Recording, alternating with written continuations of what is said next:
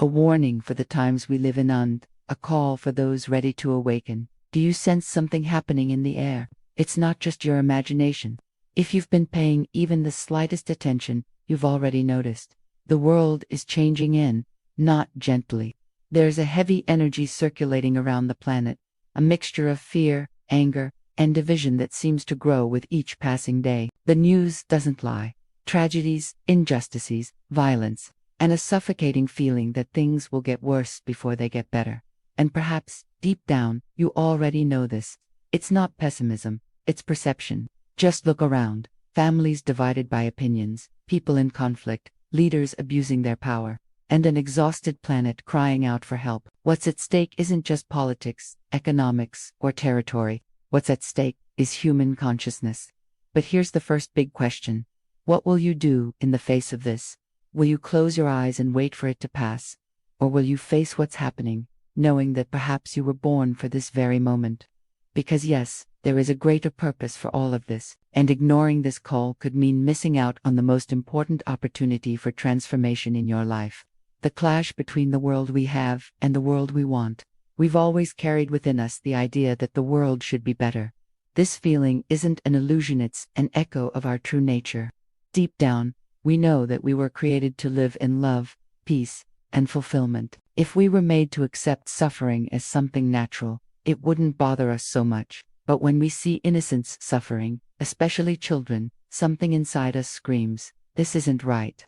This scream is more than indignation, it's a divine gift, a silent reminder that there is a higher way to live. But amidst wars, losses, crises, and injustices, the big question arises. Is the world merely a consequence of human choices? Or is there a larger story unfolding, guided by something far beyond our comprehension, awakening to a greater perspective?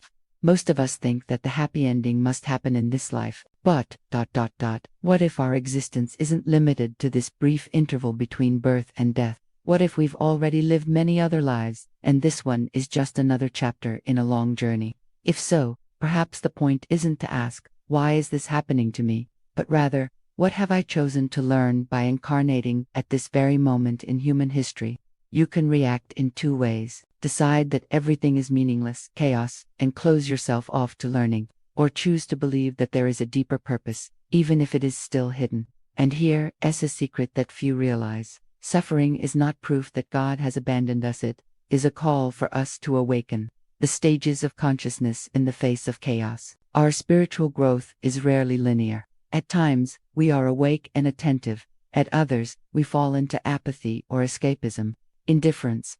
We numb the mind with distractions, addictions, and excessive entertainment to avoid feeling the weight of reality. Dependence on the external world. We believe we will be happy only if circumstances change. We want to help, but we soon realize how limited our control is. The inner work. We discover that real change begins within. We ask, what am I afraid of? What can I really do to help? What kind of energy do I want to put into the world?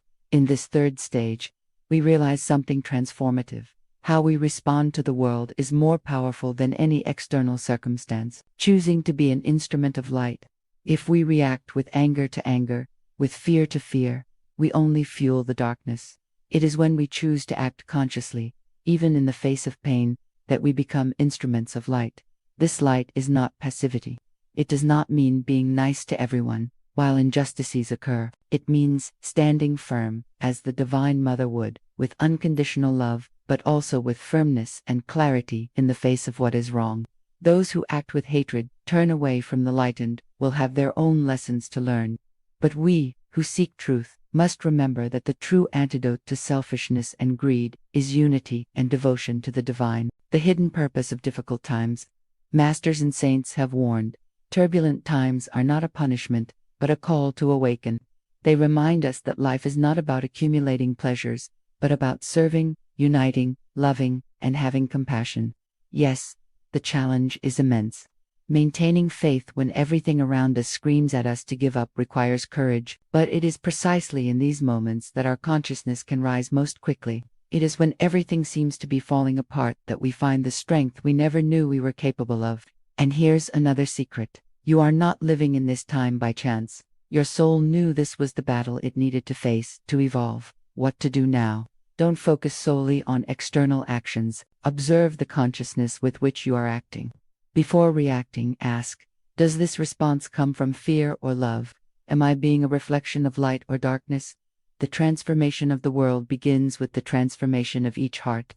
The day may come when it will be necessary to physically act in important events, but until then, your deepest work is to keep your mind and spirit aligned with divine truth. Remember, God knows what He is doing. And even if we don't understand the full story, we can trust that there is a greater purpose guiding every step of it, those that seem like setbacks. You have been called to this moment, not to live in fear, but to be a beacon. The planet needs people who, amidst the chaos, are capable of radiating peace, courage, compassion, and steadfastness. Do not underestimate your influence. A single soul aligned with the light can inspire dozens, hundreds, or thousands. And when the light multiplies, the darkness loses its power. The question is not, can I do it? But rather, am I willing to live according to the mission my soul has chosen? Because the truth is this, the world will not be saved only by great leaders or distant heroes. It will be saved by ordinary people who choose to live with extraordinary consciousness. And perhaps, that person is you. Beloved child, listen with your heart. There is a cry echoing across the earth, a silent breath that whispers to your spirit, awaken. You are not here by chance. The time you live in was chosen by your soul even before your birth. And now, amidst the whirlwind of fear, anger, and confusion, you are called to remember who you truly are. The world seems to fragment before your eyes, but this apparent disorder is also an invitation, not for you to give in to despair, but for you to discover the strength and light that have always lived within you. Pain and injustice are not signs of divine abandonment, they are portals to a deeper awakening. When everything around you is in turmoil, the answer is not to react with the same energy that hurts us, but to become a beacon. Anger fuels darkness, fear strengthens shadows, but conscious love illuminates any night. Being an instrument of light is more than being passive, it is standing firm, with courage and compassion, even in the face of what seems unbearable. Don't just ask yourself, what should I do? But with what consciousness should I act? For the simplest actions, when born of love, carry the power to transform destinies. God does not err in choosing His soldiers of light.